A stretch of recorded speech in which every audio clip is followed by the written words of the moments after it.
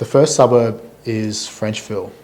Frenchville is certainly on our hit list right now at Capricorn Life. We like Frenchvilles for a number of reasons, but if I were to sort of throw a few off now, the first being that it's a really desirable part of the inner north of Rocky, very established suburb with no new supply threat.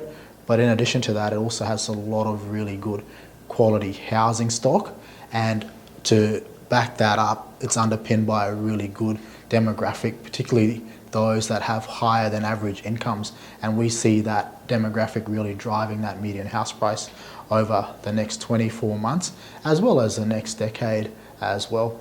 The second suburb that we like is Zilsey, which sits on the Capricorn coast, and it's roughly around 10 minutes from Yeppoon. But when we actually benchmark Zilsey as a suburb compared to a lot of its coastal neighbours that sit on Yeppoon, it's still very affordable, and we're actually seeing a spillover effect where people no longer want to spend $600,000 to $700,000 in Yeppoon, rather they'd spend their money in Zilsey or Emu Park, where it's the best part of $150,000 cheaper. So we're going to see that demand create median house price growth in and around Emu Park, but Zilsey in particular, because it's still very affordable when benchmarked to the southern suburbs of Yeppoon.